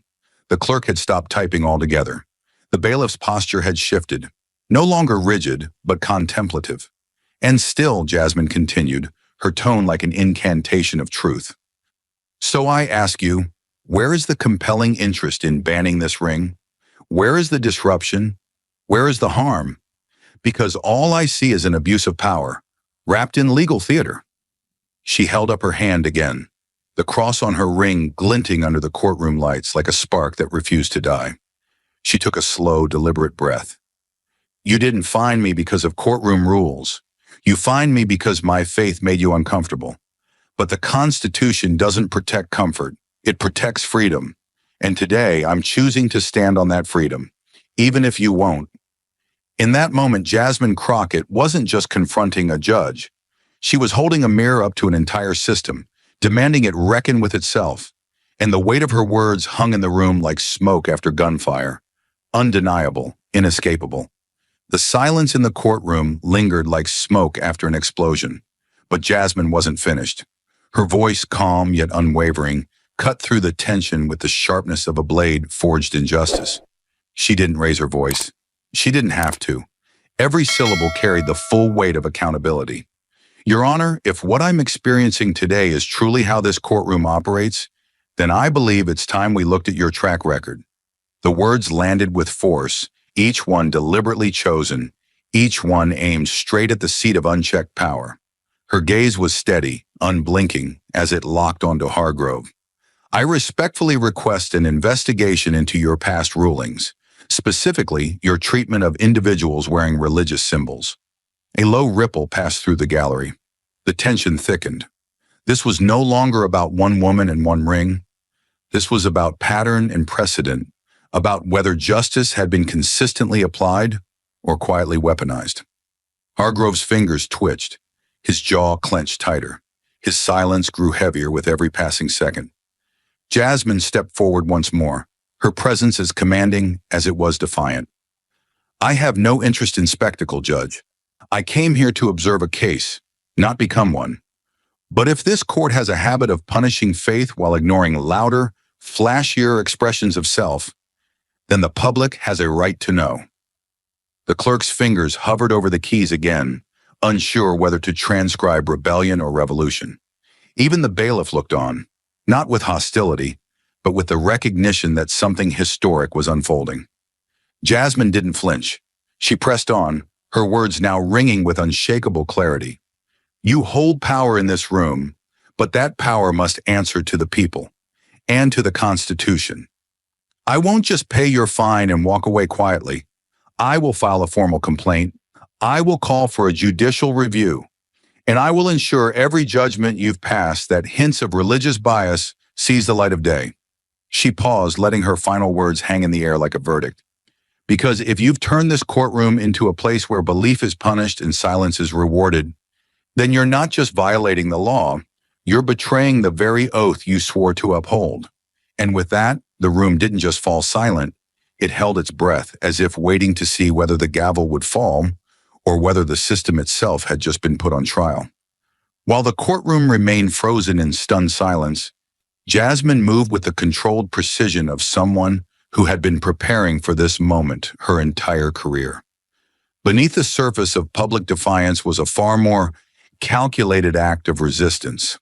Tucked subtly beneath her notebook, her phone had been recording everything, from the moment Hargrove singled her out to the exact second he imposed the fine with no legal grounding. She didn't need to shout or protest wildly. She had the most powerful weapon in a battle against systemic abuse, undeniable evidence. Without drawing attention, her fingers tapped swiftly across her screen. The audio file was clean, clear, and damning. She attached it to a confidential encrypted message addressed directly to White House Chief Legal Counsel and the Deputy Director of Civil Liberties. Her message was short but explosive. Clear constitutional violation during court observation. Judge Charles Hargrove, deliberate religious discrimination caught on record. Request immediate review and internal judicial audit. Recording attached, urgent. She hit send. The courtroom didn't know it yet, but a bomb had just been dropped behind the scenes. Jasmine didn't flinch. She didn't smile. This wasn't about vengeance or personal vindication. This was about setting precedent, about ripping the veil off the kind of targeted oppression that had quietly thrived in courtrooms across the country under the guise of professionalism and neutrality. Hargrove's actions weren't just wrong, they were systemic symptoms of a much deeper sickness in the legal system, and Jasmine had caught it on tape in real time. Her silence now wasn't weakness. It was the stillness of the storm just before it ripped the sky apart. She glanced briefly toward the bench. Hargrove was still seated, still breathing heavy, still gripping his gavel like it meant something. He had no idea that his authority had already begun to unravel. Jasmine had sent the evidence straight to the top, bypassing local channels that could be stalled or silenced. And in doing so, she lit a fuse that wouldn't just burn through one courtroom, but through the entire judicial fabric that protected bias behind black robes. What had started as a courtroom reprimand had now become something far more dangerous. For him, Jasmine didn't come here to start a war, but now that one had been forced on her, she would make sure the world heard every shot fired. By the time the courthouse doors closed behind her, the story was no longer confined to four walls and a gavel. It had become a national reckoning. The first ripple was subtle. A 27-second courtroom recording, filmed in secret by a stunned law student in the back row, uploaded with the caption, "Judge finds WH official for wearing a cross ring. She fires back, armed with the Constitution." Then came the wildfire. Within minutes, the video was reposted by a civil rights attorney in New York, a Christian advocacy group in Texas, and a First Amendment scholar from Georgetown Law. It wasn't just trending, it was erupting. The hashtag number sign crossing court wasn't born out of PR or strategy. It was born from outrage, from awakening, from something that people across backgrounds recognized instantly. This wasn't just an overreach, it was a violation. The clip spread with blinding speed. The soundbite that went viral was Jasmine's voice, calm and piercing. "You don't get to decide when and where I'm allowed to believe. That's what the Constitution is for." By the end of the hour, over 1 million views had been logged across platforms. X, TikTok, Instagram Reels, even LinkedIn, yes, LinkedIn, became battlegrounds of commentary, analysis, and heated debate. Some posted photos of themselves wearing cross rings in solidarity. Others dug into Judge Hargrove's history, pulling public records, matching case patterns. The internet had become an investigative machine, and Jasmine, its reluctant but fearless spark. Major networks were forced to pivot mid-broadcast. CNN cut into a live segment on economic policy to run the footage. Fox News aired it twice in the same hour. MSNBC brought in a constitutional law professor to break down Jasmine's legal response, calling it a masterclass in courtroom restraint and legal brilliance. Within hours, her name began trending next to First Amendment, judicial bias, and religious liberty. Conservative circles praised her for defending faith under fire. Progressive voices applauded her for holding institutional power accountable. And in a political climate as fractured as this one, the fact that both sides were pointing to the same moment as righteous was more than rare. It was revolutionary. Meanwhile, the hashtag evolved. Crossing court became not just a phrase but a symbol, a rallying point for citizens who'd felt their beliefs policed or diminished in public spaces. Photos poured in from people across the country, nurses wearing faith pendants at work, students holding up handmade crosses in school cafeterias, veterans in uniform with rings engraved with verses. The caption beneath many was the same: "I stand with Jasmine." What began as a confrontation inside one courtroom was now a movement unfolding in real time, visible on every device screen, in every feed, across every timeline. And yet, amid the digital chaos, one truth stood firm. Jasmine hadn't asked for this spotlight. She hadn't raised her voice for fame or fury. She had spoken because it was right. She had stood because the law was on her side. She had recorded the moment not to shame a man, but to expose a pattern. And the country responded not because she demanded it, but because they saw in her the kind of strength they'd been waiting for. By midnight, Crossing Court had trended globally, and the world was watching. The response wasn't just swift, it was seismic. What began as a courtroom confrontation had now ignited a political and legal uprising. Within hours of Jasmine Crockett's video dominating the national conversation, the floor of the U.S. House of Representatives pulsed with urgency. Representative Lila Dawson of Ohio, herself a former civil rights attorney, delivered a scathing address on live television. What happened in that courtroom was not just illegal, it was un-American.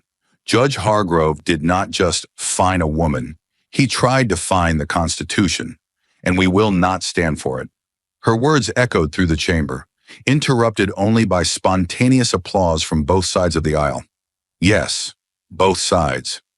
A rare bipartisan alliance began to take form, stitched together not by politics, but by principle. Members of the House Judiciary Committee called for an emergency session. Senator Ruben Salazar of Arizona issued a formal request for the Department of Justice to open a civil liberties investigation into Hargrove's pattern of rulings, citing mounting reports of previous fines issued disproportionately to individuals wearing crosses, hijabs, and other religious symbols. His press conference was blunt and electrifying. This is not an isolated incident. This is a judicial culture problem, and Jasmine Crockett just exposed it with the clarity of daylight. Meanwhile, national and local religious organizations rose like a tide.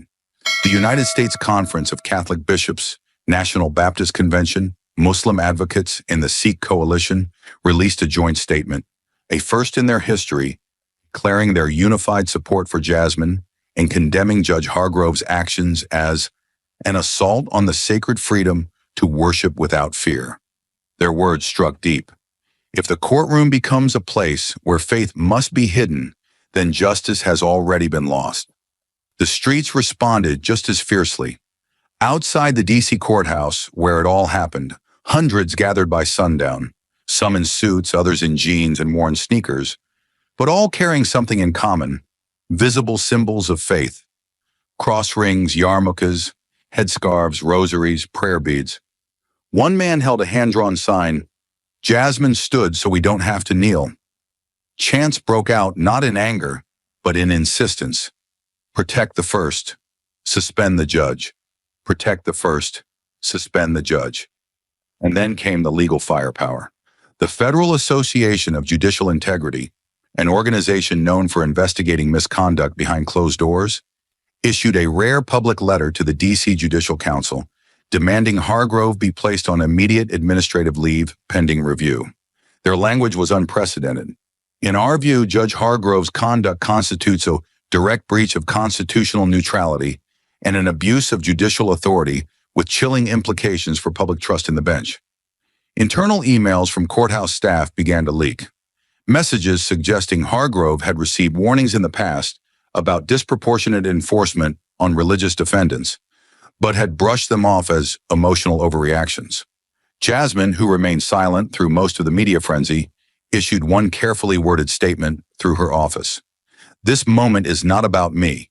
It's about the principle that no judge, no matter how long they've held the gavel, can decide who gets to believe and who doesn't. I stood up because I had to. Now we all must." And as the calls for accountability rose into a thunderous national chorus, one truth became undeniable. The justice system wasn't on trial because of Jasmine Crockett. It was on trial because she finally forced it to look in the mirror. She hadn't sought the spotlight, but now Jasmine Crockett was a flame the nation refused to look away from. What had started as a tense courtroom standoff was no longer just a viral clip or a trending topic. It had evolved into a symbol, a movement, a mirror held to the soul of the country. The image of her standing tall, shoulders squared, eyes unwavering as Judge Hargrove towered above her, was broadcast across every platform imaginable. The moment her voice rang out in defiance, "You don't rule over my conscience," it became a rallying cry carved into the conscience of a restless republic. And the power of it was not in its volume, but in its stillness. A woman with truth on her tongue and the Constitution in her hand. Editorials praised her, not as a political figure, but as something far rarer in modern times. A principled resistor who didn't ask to be followed, but made people rise simply by refusing to fall. Overnight, she was called the modern-day Deborah, a warrior in a blazer, the face of fearless faith. Civil liberties forums featured her quotes. College students debated her case in pre-law courses. Legal commentators dissected her courtroom arguments with awe. And yet, when reporters tried to corner her in hallways or press her in interviews, she deflected the fame with cool precision. "This isn't about me," she repeated time and again. "It's about what's been happening quietly for too long, and what we choose to do now that it's in the light." But even as her name lit up social feeds and talk shows, Jasmine stayed focused. She returned to her office the next morning, not with swagger, but with a folder full of requests from citizens, legal groups, and faith leaders begging her to keep going. Letters poured in by the thousands. A 12-year-old girl from Nebraska, who was once told to remove her cross necklace in class, wrote, "You made me brave." An elderly nun from South Carolina sent a handwritten note that simply read, "God sent you into that courtroom. Thank you for not leaving him at the door." Jasmine read each one in silence. And when she looked up, she didn't see a finished fight. She saw the beginning of something far greater. She hadn't just survived a moment of injustice. She had transformed it into a national reckoning. And as the storm outside intensified, calls for investigations, judicial reform bills, legal panels reopening closed cases, at the center stood Jasmine, not as a victim, not as a hero, but as a woman who simply did what so many others had been waiting to see. She stood up and did not sit down. The machinery of justice, once slow and shielded by layers of institutional protection, now surged forward with a force rarely seen in judicial accountability. The Judicial Ethics Commission of Washington, D.C. moved swiftly, not out of political pressure alone, but because the evidence against Judge Charles Hargrove was overwhelming, irrefutable, and damning in its pattern. Jasmine's courtroom recording served as the ignition, but it was the floodgate of testimonies and internal documents that turned the investigation into a tidal wave. Former defendants stepped forward with trembling voices and trembling hands, recounting moments they'd long buried. Being fined for rosary beads, scolded for turbans, whispered to by bailiffs to "hide that cross if you want leniency." One woman, a mother from Arlington, held up a citation she'd saved for years, 150 for inappropriate religious attire. Her only offense, a silver Star of David necklace barely visible beneath her collar. Then came the documents, redacted transcripts, memos from staff. A retired clerk, now terminally ill, submitted a signed affidavit that chilled even the most hardened legal minds. Judge Hargrove would flag cases during recess. "This one's wearing a cross? Mark it. Take notes if they cause trouble." These weren't just anecdotes. They were evidence of a deliberate, systemic campaign of selective enforcement. A silent, sustained war against the visibility of belief in a courtroom that was supposed to be blind. Legal scholars called it one of the most blatant First Amendment violations in modern court history. Civil liberties groups compared it to Jim Crow-era respectability policing, but aimed not at clothing or race this time, but at faith. Under mounting pressure, the Judicial Ethics Commission issued a formal resolution in an emergency session. The language was sharp, clinical, and final. Judge Charles Hargrove is hereby suspended, effective immediately, due to credible and corroborated evidence of sustained religious discrimination in courtroom conduct. A full disciplinary hearing is scheduled. Further review pending possible referral to federal civil rights prosecution. It was a rare moment of institutional clarity, a direct rebuke not only of one man, but of a culture that had protected him for over 3 decades. Outside the courthouse, where Jasmine had once stood alone, thousands now gathered, clergy in robes, veterans in uniform, students with crosses, crescent moons, and prayer shawls. The mood was not celebratory, it was reverent. A man with tears in his eyes whispered to a reporter, "We've been waiting years for someone like her." Another held up a sign, "You tried to silence her. Now the whole world is listening." Hargrove, once feared and respected in legal circles, vanished from public view. No statement, no apology. His chambers were sealed for review, his name removed from active court listings. Colleagues distanced themselves. The Bar Association launched its own inquiry, and behind every action, every shift in momentum, stood Jasmine. not pushing for vengeance, but insisting on truth. She hadn't just forced a corrupt judge into the light, she had pulled back the curtain on how power, left unchecked, can become prejudice in a robe. Now the system was being forced to reckon with what it had allowed for far too long. This was no longer just about her ring. It was about restoring the dignity of belief in a place meant to serve justice, not undermine it. She hadn't planned to lead a movement. She'd only planned to tell the truth. But the moment Jasmine Crockett walked out of that courtroom, shoulders square, head high, cross ring still gleaming defiantly on her hand, she ceased to be just a woman fighting injustice. She became the spark that ignited a national awakening.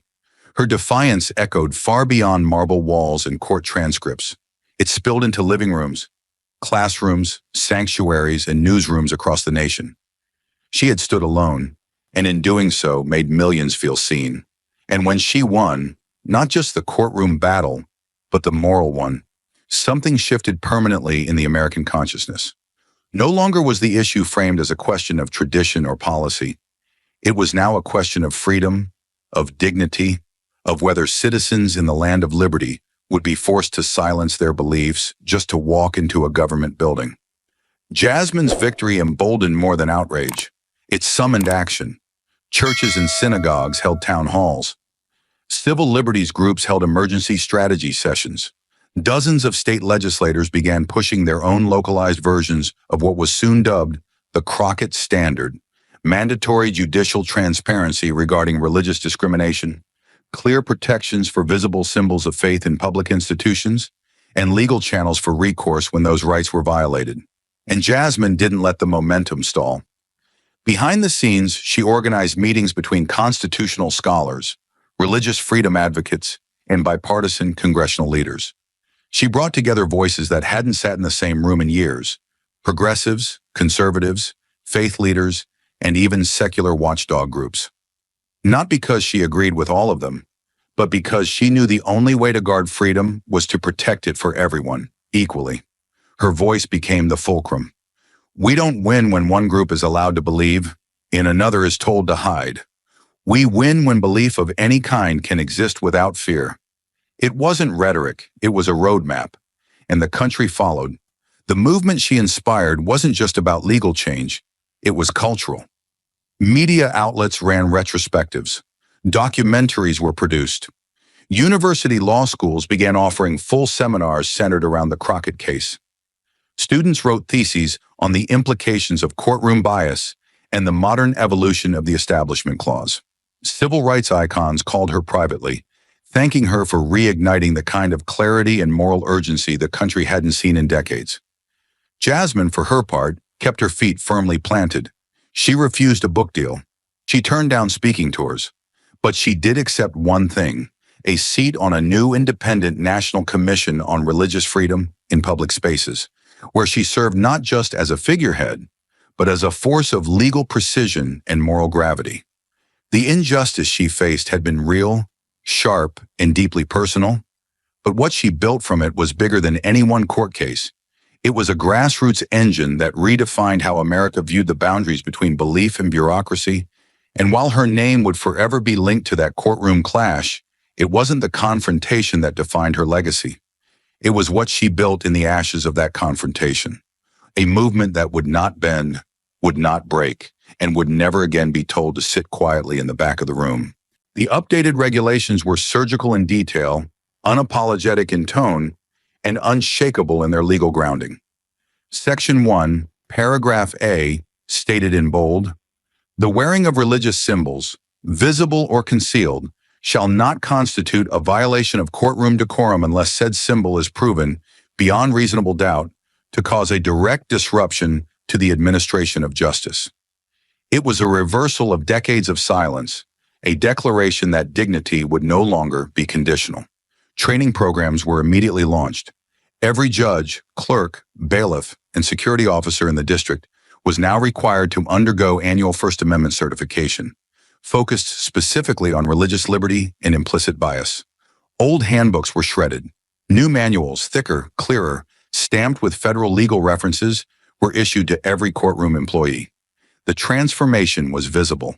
At the D.C. local court, the very same building where Jasmine had stood her ground, new signage was posted at all public entryways. No longer were vague warnings about appropriate attire the first thing people saw. Instead, they were greeted by a bold, engraved plaque. This court respects all faiths. Religious expression is protected by law. The change was more than cosmetic. It was cultural. People noticed. A woman wearing a hijab walked into court the next day and wept at the sight of it. A man who'd once been fined for a Star of David pendant now returned, his necklace in plain view, to file a motion with confidence. But perhaps the most powerful shift came not from the printed policies, but from how people within the system began to speak. Judges who had once remained silent during discriminatory enforcement now spoke openly about the need for accountability. Bailiffs asked questions in training sessions they never would have dared before. Clerks shared stories of things they'd witnessed but had been too afraid to report. A long-buried awareness had been unearthed, and now it was shaping a new judicial generation. All of this because one woman refused to remove a ring. Because one voice, calm, unshaken, armed with law and principle, had said, "No more." And now, thanks to that moment, no one entering a D.C. courtroom would ever again be forced to choose between their faith and their right to justice. Jasmine Crockett didn't set out to change the system. She set out to do her job. But in the blink of a gavel, she was thrust into a battle that had quietly defined the fears of thousands before her. What began as an unjust fine in a dimly lit courtroom became a catalyst for something far greater: the exposure of a hidden fault line in American justice. And in choosing to stand her ground, in refusing to shrink before authority that had overstepped, she didn't just protect her right to wear a symbol of faith. She shattered the silence that had allowed that injustice to thrive unchecked. Her resistance didn't end with a courtroom confrontation. It echoed forward, reshaping how an entire district, and soon a nation, approached matters of religious liberty in the very place where justice was supposed to be blind. What Jasmine ignited was more than a political moment or a legal precedent. It was a moral reckoning. For years, courtroom decorum had served as a shield for prejudice, a quiet tool that allowed those in power to suppress what they deemed too different, too visible, or too inconvenient. But with one recorded confrontation, Jasmine tore the curtain off that hypocrisy. Her case became mandatory reading in law schools. Professors dissected her legal argument as a model of composure under duress. Civil liberties organizations began auditing old cases, using her blueprint to uncover buried violations. A quiet revolution was unfolding, led not with riots or slogans, but with statutes and truth. Inside the D.C. legal system, the ripple effect was immediate and irreversible. Judges who had once operated with unchecked discretion now faced regular performance reviews for religious bias. A digital complaint portal was created for defendants to report discriminatory treatment. Backed by a task force, Jasmine helped structure herself. Faith-based advocacy groups partnered with the Office of Judicial Affairs to produce multilingual guides that helped ordinary citizens understand their rights when entering courtrooms. In just 6 months, over 24 rulings were overturned on the grounds of unconstitutional bias, all traced back to the fire Jasmine had lit.